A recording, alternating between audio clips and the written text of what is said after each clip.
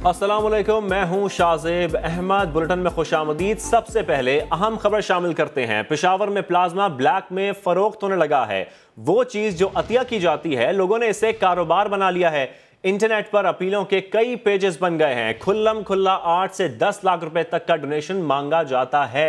लोग मरीजों से राबता करते हैं, इंटरनेट पर डील होती है और फिर सरकारी अस्पताल जाकर प्लाज्मा डोनेट कर दिया जाता है। किसी को खबर नहीं होती। समा के नुमाइंदे फयाज अहमद हमारे साथ मौजूद हैं। फयाज, क्या कहानी है ये, तफसीलन बताइएगा। देखें, इस हवाले से काफ़ी शिकायतें मौसूल हो रही थी, तो हमने इस पर काफ़ी होमवर्क किया और जो नंबर दिए गए थे सोशल मीडिया पर उनसे भी हमने रब्ता करने की कोशिश की थ्रू व्हाट्सएप। तो ये जानकर हमें काफ़ी ये एक दचका लगा कि जो प्लाज्मा है, जो कि इंसानियत के तौर पर अपीलें की जाती है, जान बचाने के लिए अपीलें की जाती हैं, अब उसका भी काला धंधा होने लगा है। बाकायदा बोली लगाई जाती है सोशल मीडिया पर, जो नंबर चेंज करता है वो भी पैसे मांगता है और फिर जो जिसको ब्लड दिया जाता है, यानी जो डोनर होता है, वो बाकायदा 8 से 10 लाख रुपए उसकी बाकायदा डिमांड भी करता है। ना सिर्फ ये पेशावर, बल्कि पेशावर के बाहर जो कोरोना वायरस से सेहतयाब हुए होते हैं, वो जब अपना प्लाज्मा डोनेट करने का उनसे बातचीत होती है तो वो बाकायदा इस हवाले से पैसों का डिमांड भी करते हैं। इस हवाले से जब हमने काफी डिटेल की और डॉक्टरों से बातचीत करने की कोशिश की तो उन्होंने भी इस बात की तस्दीक की। वो बाकायदा जो सरकारी अस्पतालों के फोकल पर्सन है, उन्होंने भी इस बात की तस्दीक की और उन्होंने ये कहा कि बाकायदा इस हवाले से शिकायतें उन्हें भी मौसूल हो रही हैं और ये उन मरीजों को अक्सर सामना करना पड़ता है जो कि बाहर से डीलिंग करते हैं, यानी जो किसी अस्पताल में नहीं होते या घर में होते और अचानक उन्हें प्लाज्मा की जरूरत होती है और वो किसी से जब डीलिंग करते हैं सोशल मीडिया के जरिए, तब जाकर उनसे पैसों की डिमांड होती है। तो इस हवाले से जब सरकारी अस्पतालों में जेर इलाज है, उनसे तो बाकायदा एक SOP के जरिए, प्रोटोकॉल के जरिए होता है, उनसे कोई पैसों की डिमांड नहीं होती। ताहम जो प्राइवेट अस्पतालों में या जो घर में अपना खुद इलाज करता है और प्लाज्मा की जरूरत होती है, तो उस सूरत में बाकायदा उससे मुंह मांगी पैसों की डिमांड होती है और कई लोगों ने इस हवाले से पैसे भी दिए हैं। 8 लाख के एवज जो है वो प्लाज्मा खरीद कर अपने वालिद को एक लड़के ने लगाया और सोशल मीडिया पर बाकायदा इस हवाले से सार्फिन ने काफी गम और गुस्से का भी इजहार किया है। गम गुस्से का भी इजहार किया है। फयाज, तफसीलन आप बता रहे हैं, हमारे साथ ही रहिए। बहुत अहम मामला है क्योंकि इससे कबल हमने देखा कि मास्क और सैनिटाइजर्स भी ब्लैक होते थे और अब ये खबर सामने आ रही है कि प्लाज्मा भी ब्लैक होने लगे हैं। कोरोना से ठीक होने वाला मरीज प्लाज्मा के लाखों रुपए लेने लगा है। और इसी पर आप अपने नाज़रीन को यह भी बताएंगे, कोरोना से सेहतयाब होने वाला एक शख्स जो प्लाज्मा डोनेट कर रहा है, उसे एजेंट्स ने कैसे कैसे राब्ता किया था, वो भी अपने नाज़रीन को सुनवाते हैं। इस तरह का है कि हमने एक पोस्ट किया था, मैंने खुद पोस्ट किया था क्योंकि मैं खुद बाहर से आया था ना दुबई से, तो मुझे तो उस टाइम खैर पता नहीं था कि प्लाज्मा है क्या। तो मुझे इस दौरान जो है बहुत सी कॉल मिली कि आप जो है ये प्लाज्मा हमें दे दें, हम आपको पैसे दे देंगे। तो मैंने उनसे कहा भाई पैसे क्यों दे रहे हो, मैं तो फ्री डोनेट करना चाहता हूँ। फिर उन लोगों ने कहा नहीं, हम खरीदते हैं और फिर आगे बेचते हैं। फिर मैंने कहा आप पे पेशेंट भी सेल करते हैं क्या? नहीं, कहते हमें पेशेंट भी सेल करते हैं। फिर इस दौरान एक बंदे से मेरी राब्ता हुआ, पेशेंट था, तो पेशेंट ने मुझे कहा कि मैं 2 लाख पे सेल करूंगा और उस टाइम हमें अर्जेंट पे चाहिए था, बहुत ज्यादा अर्जेंट पे चाहिए था। तो ये प्लाज्मा जो है सेल कर रहे हैं लोग। पहले तो उसने मुझे कहा कि आप 1 लाख 2 लाख में हम लेते हैं।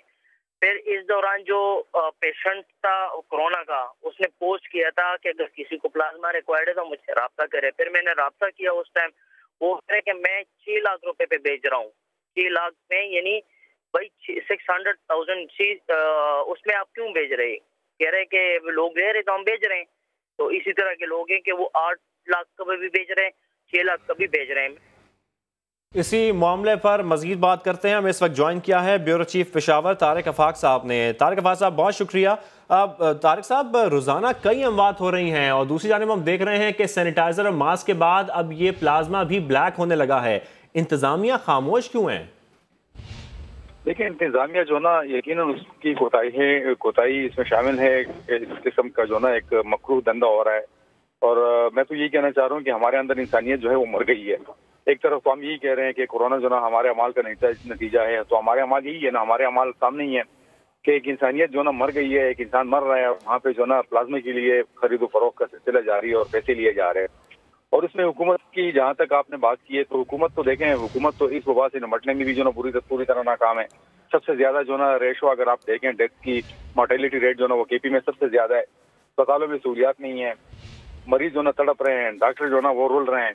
लेकिन यहाँ पे हुकूमत जो ना उनके आदाद-ओ-शुमार और उनके जो एक्टिविटीज़ हैं और उनके इक़दाम वो सिर्फ जो है इंटरनेट तक और सोशल मीडिया तक महदूद है। इसके अलावा जो ना आपको कुछ नज़र नहीं आएगा। अगर एक बंदा है वज़ीर आला, अगर वो फ़ार है तो इसके अलावा जो ना कोई उनके साथ जो ना कोई टीम नहीं है कि जो काम कर सके। अब इस किस्म की जो चीज़ें जो आ गई हैं, सोशल मीडिया पर भी आ गई हैं कि प्लाज्मा जो ना बेचा जा रहा है, ख़रीदा जा रहा है। अब ये हुकूमत की जिम्मेदारी थी कि ऐसे अनासर को पकड़ के उनको निशान इबरत बना देते। अब हुकूमत जो ना उसको तो पता ही नहीं है। इस किस्म की चीज़ों से हुकूमत का कोई ताल्लुक ही नहीं है। यहाँ तो ये भी महसूस नहीं हो रहा कि कोई हुकूमत नाम की कोई चीज़ है कि नहीं है, कि जो इस किस्म के मकरूह धंधे करने वालों को जो ना कानून की गिरफ्त में ले सकें, उनको पकड़ सकें, उनको इबरत का निशाना बना लें, ताकि दूसरे लोग जो ना वो जाके फिर इबरत पकड़ लें। लेकिन यहाँ पे तो मैंने आपको बताया ना कि अस्पतालों की ये सूरत हाल है कि लोग मरते जा रहे हैं, हुकूमत को पता ही नहीं है, हुकूमत को परवाह ही नहीं है। वो तो बिल्कुल कोई परवाह नहीं है। तारिक आफाक साहब हमारे साथ ही रहिए। हमें इस वक्त ज्वाइन किया है मजहबी स्कॉलर बिलाल कुतुब साहब ने। बिलाल कुतुब साहब, इंसानियत मर गई है आप समझते हैं? क्योंकि ऐसे संगीन हालात में पहले मास्क और सैनिटाइजर ब्लैक होते रहे, अब प्लाज्मा जो डोनेट किया जाता है उसको भी ब्लैक किया जा रहा है। मजहबी तालीमात क्या बताती हैं?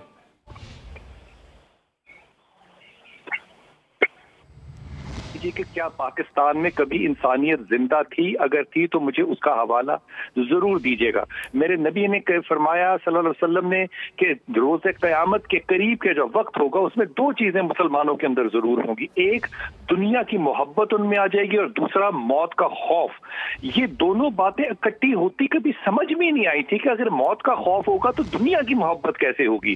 कमाल है, मेरे रसूल की बात जो है वो पाकिस्तान ने फिर से एक दफा सच कर दिखाई कि जो लोग खुद उस मौत को छू के वापस आए हैं, आज वो भी दुनिया से मोहब्बत रखने वाले हैं। मुझे ईमानदारी से फरमाइए, क्या ये कंप्लेंट आपको किसी और मुसलमान मुल्क से आया? क्या ये कंप्लेंट आपको किसी गैर मुसलमान मुल्क से आया? ये कंप्लेंट जो है ये सिर्फ पाकिस्तान के नसीब में क्यों लिखे हैं? क्योंकि हम अपने किरदार में जो हम नारे लगा रहे थे कि हम एक बहुत मुतअद्दा कौम है, हम मजहबी कौम है, हम इबादत गुजार लोग हैं, मुसलमान है, वो नारे हमारे झूठे थे। हम क्राइसिस के अंदर एक्सपोज हो गए हैं। झूठ बोला जा सकता है, मैं और आप हम सब कभी ना कभी झूठ बोल लेते हैं, लेकिन झूठ को अपनी पॉलिसी बना लेना ये हाकिम भी कर रहा है, मेंबर भी कर रहा है, तो भाई अवाम क्यों ना करे? इसमें अगर ये मैं सारा ब्लेम इस वक्त हुकूमत पे डाल दूं कि वो इन लोगों को पकड़े, वो इबरत देकर करेंगे क्या? लोग जो खून बेचने वाले हैं, मुझे ईमानदारी से बताइए उनके लिए सजा का तयन कहां से हो सकता है? आज इस बात को समझना पड़ेगा कि इस कौम की तरबियत करने वाले, इस कौम की हुकूमत करने वाले बुरे तरीके से नाकाम हुए हैं। मुझे एक जुमला और कहने दीजिए, अगर इस वक्त पाकिस्तान में 2020 में कोई अदारा ईमानदारी से, चाहे वो 1% हो, अपना काम ईमानदारी से कर रहा है, तो मैं बेहद नाखुशी से कह रहा हूं, ये होना ही नहीं चाहिए था। वो सिर्फ मीडिया कर रहा है, वो लोगों तक अगर ये सच को ना पहुंचाए, मुझे आप हल्फन बताइए कौन शख्स है इस मुल्क में जो इतना भी सच बोल रहा है जितना मीडिया बोल रहा है। सलूट है तमाम उन लोगों को जो फ्रंट लाइन पे है, लेकिन आज ये बात साबित हुई कि मीडिया भी फ्रंट लाइन पर है। बिल्कुल फ्रंट लाइन पे है। बिलाल कुतुब साहब, ये भी बताइएगा कि एक तरफ हम देख रहे हैं कि लोगों की बड़ी तादाद ने मदद भी की इन कोरोना के दिनों में, काफ़ी लोगों की मदद करते रहे, और दूसरी जानिब कुछ ऐसे अफराद भी हैं जो प्लाज्मा तक डोनेट कर रहे हैं। इसमें कार्रवाई करना तो हुकूमत की जिम्मेदारी है। देखिए, हुकूमत की जिम्मेदारी अखलाक बनाने में हो ही नहीं सकती। हुकूमत लोगों के अखलाक को, लोगों के हलाल हराम के ऊपर फैसला नहीं कर सकती है। जिस मुल्क के अंदर आज तक बैंकारी का ये साबित नहीं हो सका कि कौन सी इस्लामिक बैंकारी है, उस पर आप लोगों को कहां से सही और गलत का फैसला सुनाएंगे? यहाँ पे लोगों के अपने किरदार है। ये लोग जो इस वक्त आपको रिपोर्ट कर रहे हैं, इनके दिल जले हुए हैं, क्योंकि हमें यकीन ही नहीं था कि हम इतने ज्यादा भी मयार में, किरदार में गिर सकते हैं। आप ईमानदारी से बताइए, किसी दुनिया के ऐसे मुल्क में आपको ये शिकायत मिली हो जिनको कि हमने सारी जिंदगी जो है वो बदकारी का इल्जाम दिया, हराम खाने का इल्जाम दिया? अरे नमाजें पढ़ने वाले, हाजी, नमाजी, उम्रा करने वाले ही अगर अपने खून की कीमत लेना चाह रहे हैं, तो हुजूर फिर या मेहदी अलैहिस्सलाम का इंतजार कीजिए या क़यामत का। ठीक है, आप हमारे साथ रहिए। तारिक आफाक साहब भी हमारे साथ हैं। तारिक साहब, आप क्या समझते हैं कि बाकायदा डीलिंग हो रही है? क्या इंसानियत मर गई है? मैं आपको ये तो बताना चाह रहा हूँ ना कि नबी करीम सल्लल्लाहु अलैहि वसल्लम का फरमान है ना, जिसने एक इंसान की जान बचाई, ये देखें उसमें मजहब की तखसीस भी नहीं है सर कि मुसलमान की जान बचाई, जिसने एक इंसान की जान बचाई वो है उसने पूरी इंसानियत की जान बचाई। अब मुझे ये बताने के, जैसे अभी बिलाल कुतब साहब फरमा रहे थे कि अगर आखिरत जो ना हमारे पेश नजर होती, तो ये तो अगर आप किसी को डोनेट करते हैं अपना प्लाज्मा, तो इसका मतलब है कि आपने अपने आखिरत के लिए जो ना एक तोशा बना लिया उसको, और इसका अजर जो ना अल्लाह ताला आपको अल्लाह के हाथ से मिलेगा। अब अल्लाह ताला के हाथ से जो अजर आपको मिलेगा उसको हमने दुनिया की फोकियत देके यहाँ भी हम उसका सिला ले रहे हैं, मुआवजा ले रहे हैं। तो मैं तो कह रहा हूँ कि ये तो इंतहाई मकरूह धंधा है कि जो इस किस्म का हो रहा है। और मेरे ख्याल से अभी बिलाल कुतब साहब तो कह रहे थे कि हुकूमत की जिम्मेदारी नहीं बनती, लेकिन हुकूमत की जिम्मेदारी बनती है। हुकूमत की इसलिए जिम्मेदारी बनती है कि इस किस्म के लोगों का गिरफ्तार करके लोगों के सामने पेश किया जाए, उनको सजाएं दी जाए, उनको इबरत की निशाना बनाया जाए, तो दूसरे लोग एक और बड़ी इंपॉर्टेंट बात है वो ये है कि सरकारी अस्पतालों के अंदर ये कारोबार हो रहा है। क्या इंतजामिया जो सरकारी अस्पतालों की है वो भी कोई एक्शन नहीं ले सकती? उनको भी इसकी खबर नहीं है? देखें, इसमें तो मैं आपको ये बता दूं कि बरकी साहब जब आए थे और उन्होंने इस्लाहात के नाम पे यहाँ पे जो निज़ाम कायम करके रखा हुआ है, उसने तो हमारे सेहत के निज़ाम का बेड़ा ही गर्क कर दिया है। मैनेजमेंट की भरमार है वहाँ पे, लेकिन ना उसकी जो ना फायदा पहुंच रहा है मरीज को और ना ही उसका फायदा पहुंच रहा है वहाँ पे डॉक्टर को। अब मुझे ये बता दें कि ये तो मैनेजमेंट की वहाँ पे जिम्मेदारी है, लेकिन मैनेजमेंट तो लाखों रुपए लेके, लाखों रुपए की तनख्वाही लेके, लेकिन आप अस्पतालों में चले जाएं तो आपको हर चीज जो ना सीधे बेहतर नजर आएगी। वहाँ पे हर चीज दरहम बरहम है, तो इंतजामिया है नहीं है। जब से ये वो वाहन सर उठा के रखा हुआ है, नौशरवान बरकी को आप देख लें, वो जो ना अमेरिका में बैठा हुआ है। हालांकि वो तो मैं कह रहा हूँ कि ऐसी सूरत हाल में तो उसको यहाँ पे होना चाहिए था। और मटेरियलिटी रेट जब सबसे ज्यादा केपी में है, तो यहाँ पे आके उसको अपनी खिदमत यहाँ पे अंजाम देनी चाहिए थी। सेहत इस्लाहात के नाम पे जो उन्होंने यहाँ पे जो निज़ाम नाफिज करके रखा हुआ है, उसी निज़ाम का शख्साना यही है कि यहाँ पे सबसे ज्यादा हलाकतें हो रही है, क्योंकि अस्पतालों में सहूलियात नहीं है, मरीजों की भरमार है, डॉक्टर जो ना वो इस निज़ाम से तंग है, उनको लिए सहूलियात नहीं है। तो ऐसी सूरत हाल में जो ना वही इंतजामिया कहाँ पे जाके जो ना इस किस्म की चीजों को वो टैकल कर सकती है या इस पर जो ना हाथ डाल सकती है कि एक बंदा जो ना अस्पताल के अंदर प्लाज्मा खरीद रहा है, बेच रहा है और इतना मकरूह धंधा हो रहा है और उससे जो ना इंतजामिया गाफिल है। तो मैं ये कहना चाह रहा हूँ कि इस सूबे के साथ जो ना सेहत इस्लाहात के नाम पे जो सबसे बड़ा जुल्म हुआ था, उसी जुल्म के समराज जो है ना अब लोगों के सामने आ रहे हैं। उसका खमियाजा यहाँ के लोग भी भुगत रहे हैं, डॉक्टर भी भुगत रहे हैं, और उसका फायदा जो ना चंद लोगों ने हासिल किया है। सरकारी अस्पतालों की ये सूरत हाल हो गई है कि अब वहाँ पे जो ना ये प्लाज्मा की खरीदो फरोख्त जैसा मकरूह धंधा हो रहा है। अब इससे कि हमारे अस्पतालों की एडमिनिस्ट्रेशन की क्या सूरत हाल है। ठीक है, हमें इस वक्त तज्ज़िया अदनान आदिल साहब ने भी ज्वाइन किया है। अदनान आदिल साहब, घिनौना धंधा हो रहा है, कारोबार हो रहा है प्लाज्मा के नाम पर, प्लाज्मा बेचे जा रहे हैं, अस्पतालों के अंदर बेचे जा रहे हैं, सरकारी अस्पतालों के अंदर बेचे जा रहे हैं, हुकूमत कोई एक्शन नहीं ले रही, इंतजामिया कोई एक्शन नहीं ले रही, क्या कहेंगे आप? देखिए, माफ कीजिएगा, मैं तो इसे घिनौना कारोबार नहीं समझता। कौन सा कानून है पाकिस्तान का जो इसे घिनौना कारोबार या इलीगल कारोबार करार देता है? एक गरीब आदमी है, मजदूर आदमी है जो 15-16 हजार रुपए कमाता है, अगर उसका प्लाज्मा किसी अमीर आदमी को लग जाए और वो उसकी जान बच जाए, और अगर वो कोई 10-20 हजार 50 हजार रुपए ले ले, तो फिर भी उसकी बड़ी मेहरबानी है। लोग प्रैक्टिकल हैं। अगर गरीब आदमी जो है वो अगर अपने किसी शख्स को आप दवा के भी तो पैसे देते हैं ना, वो जो इंजेक्शन आ रहा है 8 लाख वसूल किए जा रहे हैं, 8 से 10 लाख। इसमें जो अदनान आदिल साहब बात कर रहे हैं, अगर वो मेरी बात सुनना चाह रहे हैं, अदनान आदिल साहब, ये बात जो ना ये उस वक्त जो ना आपकी बात जो ना ये काबिल जवाज होती कि जब प्लाज्मा देने वाले और प्लाज्मा लेने वाले के दरमियान लेन देन होता। यहाँ पे जो ना थर्ड पार्टी होती है, थर्ड पार्टी जो ना प्लाज्मा खरीदती है और फिर वो आगे जाके जो ना वो मुनाफे पे बेचती है।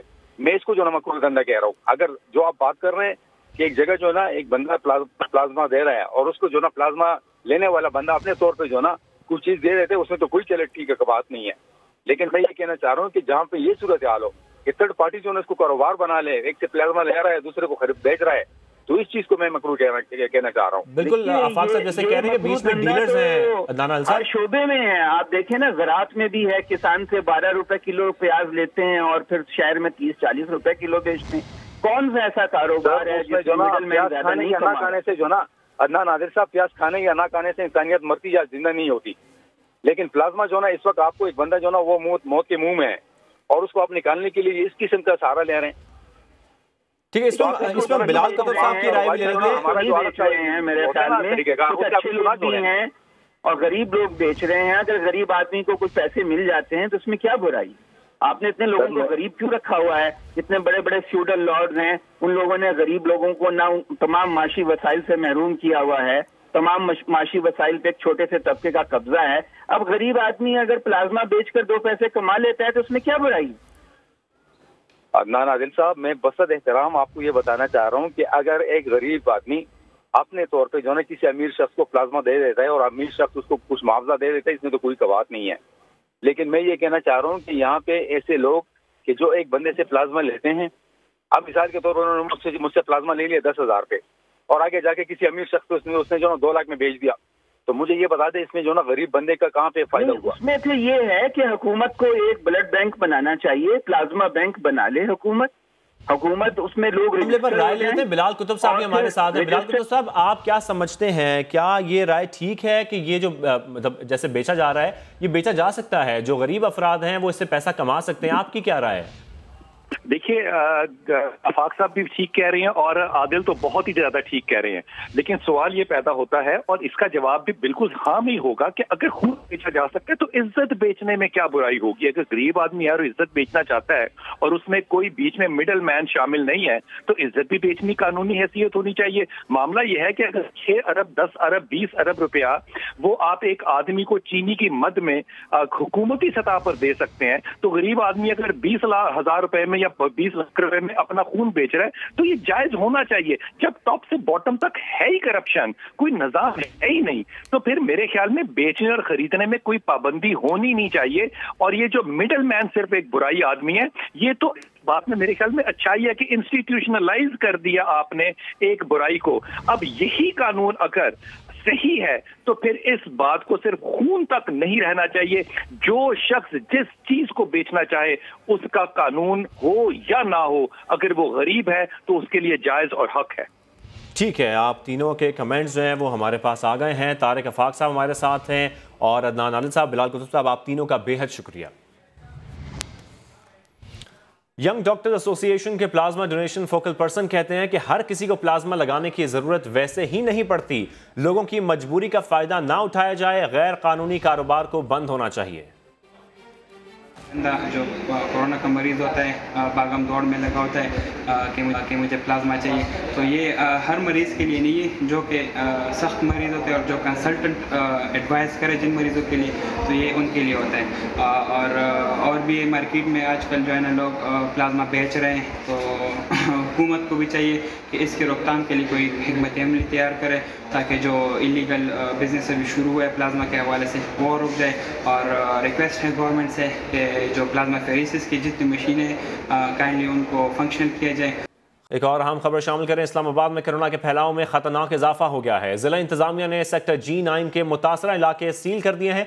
इसी हवाले से बात करते हैं समग्र नुमाइंदे नूरुल अमीन दानिश से। नूरुल अमीन, आगाह कीजिएगा।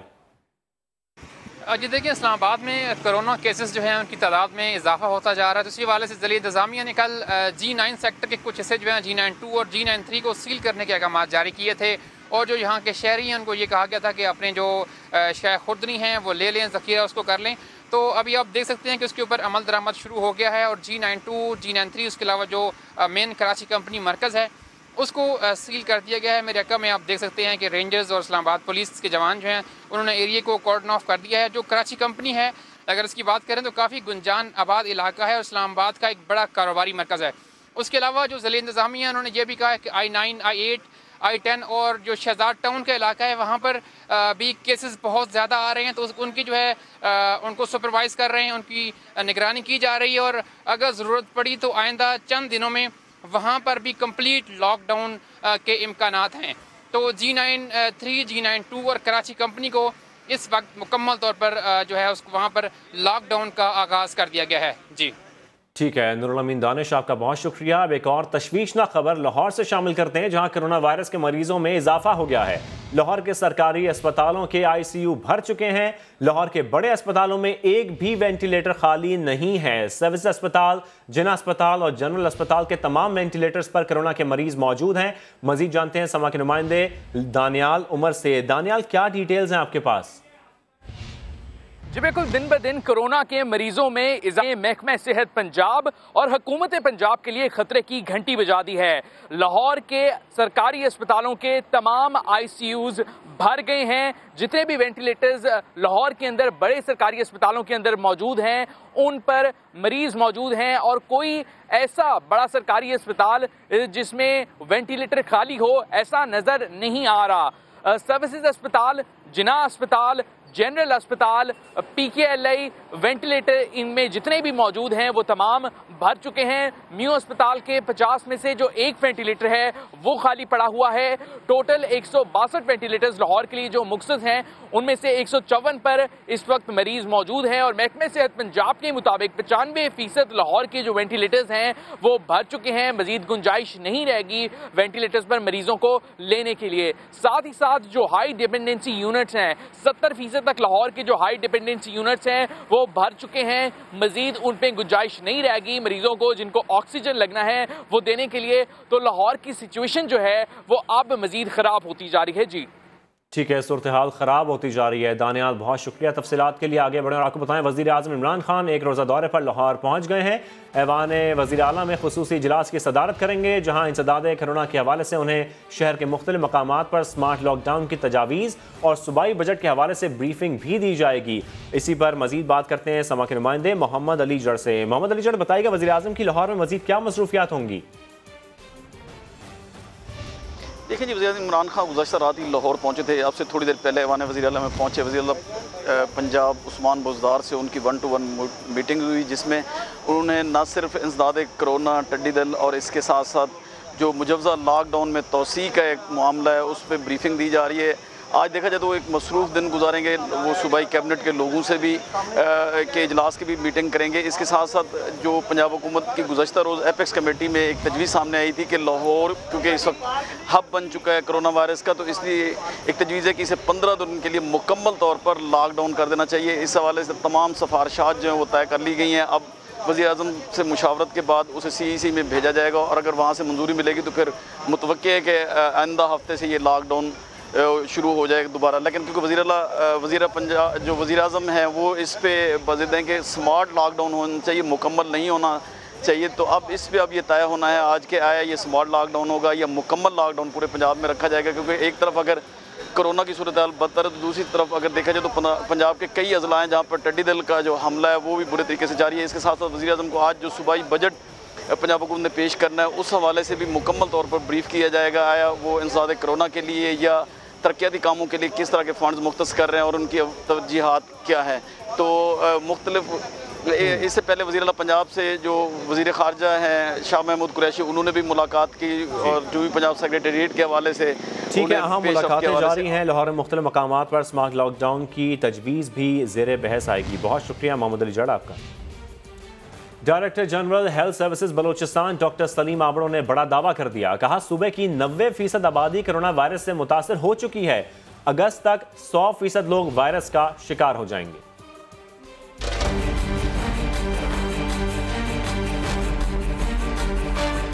इस वक्त जो टेस्टिंग कैपेसिटी आपकी बढ़ रही है उससे इस वक्त आप 40-45% को पहुंच चुके हैं। ठीक है जी, जो नहीं है ये हमारा जिस तरह मैंने उस वक्त आपकी टेस्टिंग कैपेसिटी 20% थी तो मैंने आपको कहा था 90 लाख आपके लोग इन्फेक्ट हो गए। अब भी ये 90% लोगों को ये मुतासिर हैं। हम टेस्ट कर रहे हैं, आपके सामने आ जाएगा। इसलिए से बचें, लोग दूर रहें, जो पर SOP है उस पर अमल करें। जरूर हमें भी खामियां हैं, HR की कमी है, ह्यूमन रिसोर्स की जो टेक्निकल लोग हैं जो इन्वेंट को चलाने वाले हों। तो फिर मैं उस बात पे आऊंगा, तो आपने क्यों नहीं वेंट लगाए? पहले कितनी हुकूमतें गुजरी, टर्शरी के हॉस्पिटल्स में वेंट नहीं थे। जब आपके वेंट नहीं थे तो ह्यूमन रिसोर्स नहीं थी। अब वेंट भी हमने दे दिए तो अब थोड़ा सा टाइम लगेगा। खबरों का सिलसिला जारी है, अभी शामिल करेंगे एक ब्रेक।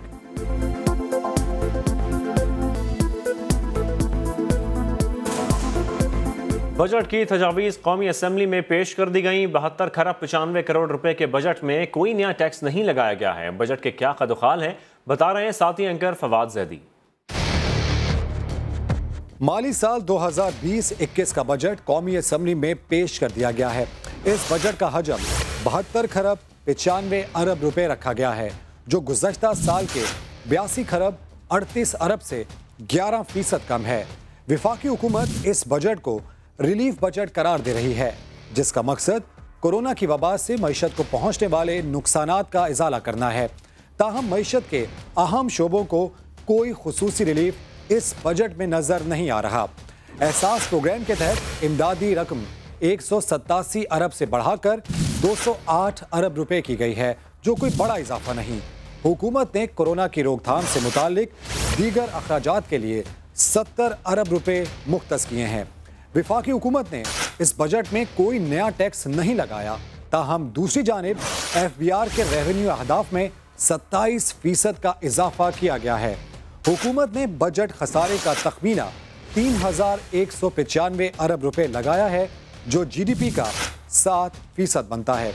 अगले बजट के लिए मजमूई महसूलात का हदफ 6573 अरब रुपए रखा गया है, जो गुज़श्ता साल से 19% ज्यादा है। जबकि FBR के जरिए रेवेन्यू का हदफ 4963 अरब रुपए रखा गया है, जो गुज़श्ता साल से 27% ज्यादा है। मौजूदा मुआशी सूरत हाल में इस हदफ का हुसूल खासा दुश्वार लगता है और हुकूमत को जल्द मिनी बजट पेश करना पड़ सकता है। हुकूमत ने इस बजट में पेट्रोलियम लेवी से महसूलात का हदफ भी तकरीबन दुगना कर दिया है। पिछले माली साल में ये 260 अरब रुपए था, जिसे अब 450 अरब रुपए कर दिया गया है। अगले माली साल में अखराजात का तखमीना 6345 अरब रुपए लगाया गया है, जो गुज़श्ता माली साल से 19% कम है। हुकूमत ने अखराजात कंट्रोल करने के लिए सरकारी मुलाजमीन की तनख्वाहों और पेंशन में कोई इजाफा नहीं किया। विफाकी हुकूमत के तहत तरक्याती प्रोग्राम्स के लिए 650 अरब रुपए मुख्तस किए गए हैं, जो गुज़श्ता बजट के मुकाबले में 15% ज्यादा हैं। दिफाई बजट के लिए 1289 अरब रुपए रखे गए हैं, जो गुज़श्ता माली साल से 5% ज्यादा हैं। विफाकी हुकूमत ने GDP की शरह नमू का हदफ 2.1% मुकर्रर किया है, जबकि महंगाई की शरह को 6.5% तक महदूद रखने के आज़म का इजहार किया है। रमीज़ अहमद हमें बजट के हवाले से तफसीलन बता रहे थे। अब अहम खबर से आपको आगाह करें। वज़ीर आज़म ऑफिस के बजट में 20 करोड़ से ज़्यादा की कमी कर दी गई है। कौमी असम्बली और सेनेट के बजट में इजाफा हो गया है। मज़ीद जानते हैं शकील अहमद से। शकील, कितना इजाफा हुआ है कौमी असम्बली और सेनेट के बजट में? देखिए, जो कौमी असम्बली का बजट है उसमें 65 करोड़ रुपए और सेनेट के बजट में 61 करोड़ रुपए का इजाफा किया गया है। कौमी असम्बली का जो जारी खराजात है उसका बजट 4 अरब 60 करोड़ रुपए से बढ़ाकर 5 अरब 26 करोड़ कर दिया गया है। इसी तरह सेनेट का बजट 2 अरब 84 करोड़ से बढ़ाकर 3 अरब 45 करोड़ रुपए कर दिया गया है। और साथ साथ वज़ीर आज़म ऑफिस के जो अखराजात हैं उसमें अलबत्ता कमी की गई है। 86 करोड़ 30 लाख रुपए मुकर्रर किए गए हैं। इस माली साल जो कि खत्म हो रहा है इसमें 1 अरब 4.5 करोड़ रुपए खर्च किए गए थे। ऐवान सदर का बजट भी 99 करोड़ 20 लाख रुपए पर बरकरार रखा गया है, लेकिन सुप्रीम कोर्ट के जारी खराजात में 31 करोड़ का इजाफा किया गया है और अगले बजट के लिए 2 अरब 9 करोड़ रुपए से बढ़ाकर 2 अरब 40 करोड़ मुकर्रर किए गए हैं। ये तमाम तर जो अखराजात में इजाफा होगा, मुख्तलिफ बड़े जो हाउसेज हैं वो मुलाजमीन से मुतल्लिक हैं, ऑपरेटिंग एक्सपेंसेस हैं, तमीर व मरम्मत और जो तज़ीन और आइश के जो मुतल्लिक अखराजात हैं उसकी मद में इजाफा किया गया है। अगरचे सरकारी मुलाजमीन की तनख्वाहों में इस बार कोई इजाफा नहीं किया गया। जी ठीक है, तनख्वाहों में कोई इजाफा नहीं किया गया सरकारी मुलाजमीन की। बहुत शुक्रिया शकील, तफसीलन आगाह कर रहे थे आप। ताजिरों और सनतकारों ने वफाकी बजट को मईशत की बेहतरी के लिए नाकाफी करार दे दिया। सनतकार कहते हैं बजट में कोई बड़ा रिलीफ नहीं दिया गया। हुकूमत की आमदनी तभी होगी जब सनतें लगेंगी। अशरफ खान की रिपोर्ट। सदर कराची चैम्बर आगा शहाब कहते हैं कोरोना के असरात से पूरी दुनिया मुतासिर हुई है। वफाकी बजट में रखे गए अहदाफ हासिल करना मुश्किल होगा। देखिए, जो आज बजट पेश किया गया है और जो अहदाफ मुकर्रर किए गए हैं GDP के, एग्रीकल्चर के, मैन्युफैक्चरिंग के और सर्विसेज के, हम ये समझते हैं कि ये अहदाफ जो है वो मुमकिन नहीं है कि उनको हासिल किया जा सके। बिजनेसमैन ग्रुप के जनरल सेक्रेटरी AQ खलील भी वफाकी बजट से खुश दिखाई नहीं दिए। कहा हुकूमत को टैक्स फ्री और रिलीफ वाला बजट देने की तजवीज़ दी थी। हमने ये बात हुकूमत से कही थी कि आप एक tax free budget, relief based budget लेके आएँ, क्योंकि 19 की वजह से इस वक्त जहाँ हुकूमत मुश्किलात में है, जहाँ आलमी वबा की सूरत में पूरी दुनिया परेशानी में मुब्तला है, वहाँ पाकिस्तान जैसा अंडर डेवलप्ड कंट्री भी बहुत ज़्यादा मुश्किलात का शिकार है। All Pakistan fruit and vegetable importer exporter association के सरबराह वहीद अहमद ने पाकिस्तान में ज़रूरी अजनास के लिए सिक्योरिटी इकदाम करने और सूबाई हुकूमतों से भी बजट में ज़राई शोबे के लिए रकम मुख्तस करने का मुतालबा कर दिया। मैं ये समझता हूँ इस टाइम पे एग्रीकल्चर पे तवज्जो देना चाहिए हुकूमत को, क्योंकि फूड सिक्योरिटी हमारा बहुत बड़ा कंसर्न बन सकता है। आपको पता है कि लोकस का जो हमला है उसके ऊपर जो आज हमारी जो फसलें तबाह हुई हैं 10 से 15% एक अलार्मिंग पोजीशन है हमारी फूड सिक्योरिटी के लिए। Chairman council of all Pakistan textile association Zubair Motiwala कहते हैं बजट का सबसे बड़ा हदफ बेरोजगारी को लगाम देना था, मगर कहीं कोई तजवीज नजर नहीं आती। उनका कहना था कि इंडस्ट्री की पैदावारी लागत को 40% कम नहीं किया गया तो इंडस्ट्री चलाना और रोजगार पैदा करना मुश्किल होगा। अशरफ खान, समा, कराची। Welcome back. मुस्लिम लीग नून के एक और रहनुमा का नैब से बुलावा आ गया। नैब ने लीगी रहनुमा मोहसिन शाहनवाज रांझा को तलब कर लिया है। आपको बताएं, मोहसिन शाहनवाज को आमदन से ज़ायद असासों के केस में तलब किया गया है। नैब ने इससे पहले मोहसिन शाहनवाज को 11 मार्च को तलब किया था।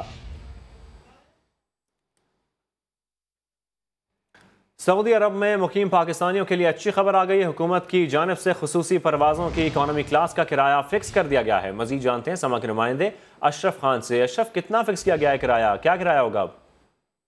जी, किराए का जो हिसाब किताब वो ये है कि हुकूमत की जानिब से किया की खुसूसी परवाजें सऊदी अरब से इस्लामाबाद, लाहौर, पेशावर, फैसलाबाद और मुल्तान जाने वाले मुसाफिरों के लिए इकॉनमी क्लास का किराया फिक्स कर दिया है। सऊदी अरब से पाकिस्तान आने वाले इकोनॉमी क्लास का किराया 18 से 61 रियाल मुकर्रर किया गया, जबकि इकोनॉमी प्लस में सफर करने वालों के लिए 2182 रियाल रखे गए हैं। टिकट के वसूल के लिए सफारत खाने या से रब्ता करने की जरूरत नहीं है। वहाँ पे कहा है कि मुसाफिर PIA के ऑफिस या ट्रैवल एजेंट या PIA के वेबसाइट से हासिल कर सकते हैं। अगर किसी ट्रैवल एजेंट ने फिक्स रेट से ज्यादा रकम का मुतालबा किया तो उसके खिलाफ कार्रवाई होगी और पाकिस्तानी सफारतखाने ने इसका नोटिस भी जारी कर दिया है। ठीक है अशरफ खान, बहुत शुक्रिया तफसीलात के लिए। एक ब्रेक के बाद हाजिर होंगे हेडलाइंस के साथ। आप देखते रहिए समा।